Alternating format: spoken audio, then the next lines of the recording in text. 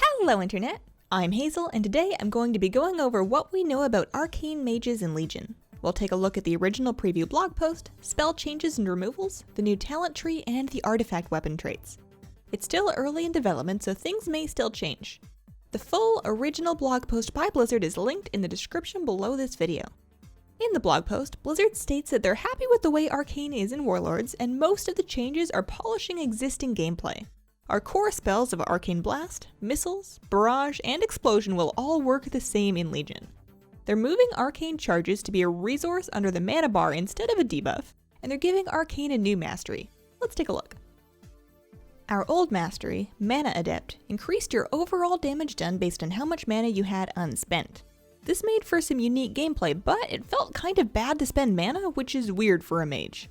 Our new mastery, Savant, increases your mana regeneration rate and maximum mana. It also makes your Arcane Charges stronger.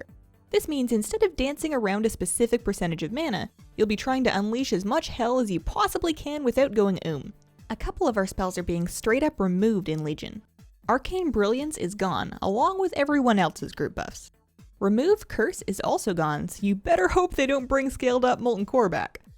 Most of our Draenor perks are being left behind and not rolled in, so say goodbye to Enhanced Arcane Blast, Enhanced Arcane Power, and Improved Blink.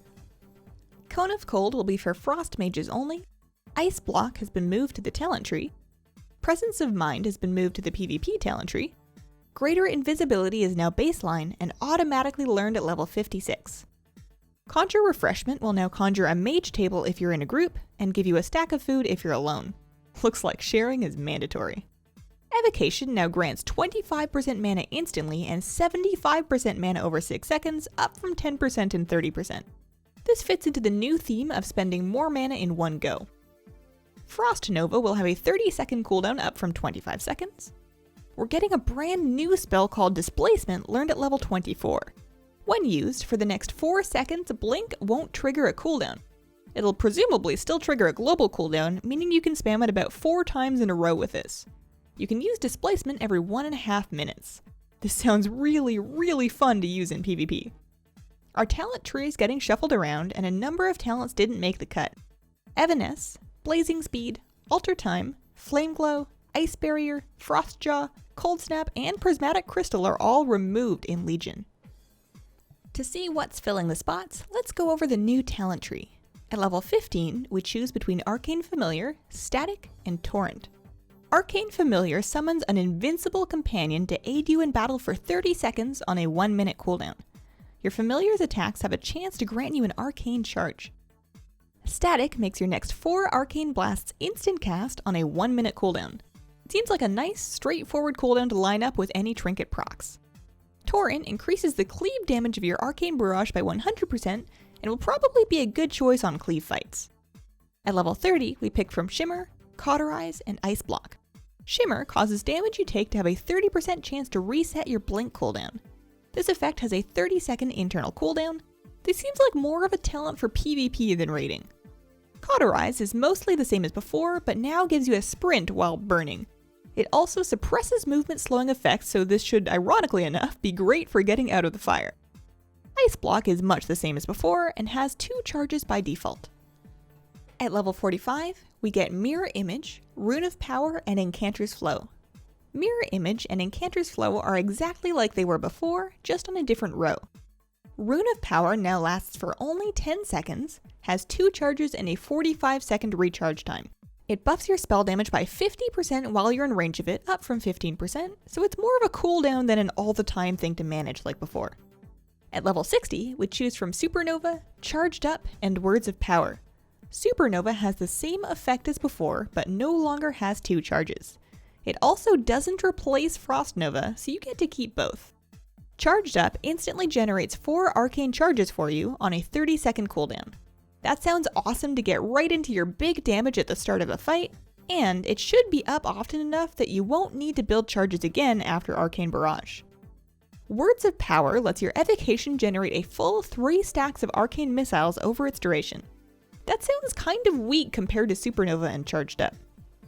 At level 75, we pick between Ice Flows, Ring of Frost, and Ice Ward. Ice Flows and Ring of Frost are exactly the same as in Warlords.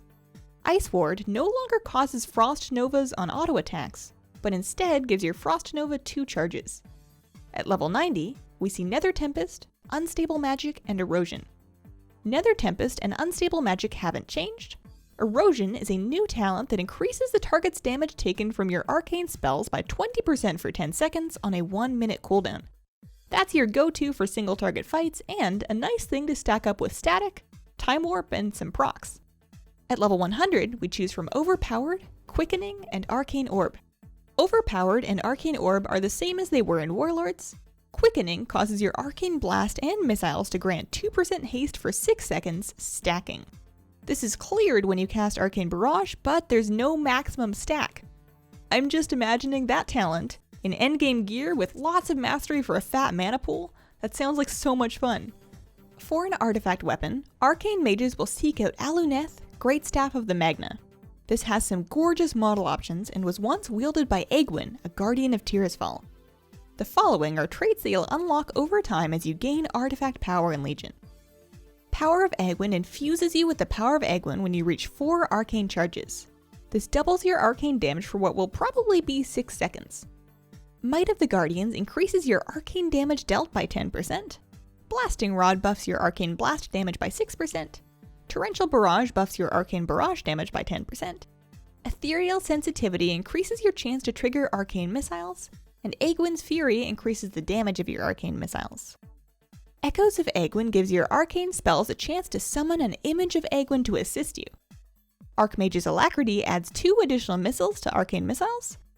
Arcane Purification buffs the damage of your arcane explosion. Archmage's Fortitude reduces your damage taken. Arcane Rebound lets your arcane barrage bounce up to 5 times. If it bounces 5 times, it'll explode in a supernova. Amethyst Awakening increases your mana pool by 300%. Everywhere at Once reduces the cooldown of your blink by 6 seconds. Egwin's Imperative increases the duration of your arcane power by 6 seconds. Crackling Energy increases the radius of arcane explosion. Egwin's Wrath increases the chance for your arcane spells to crit.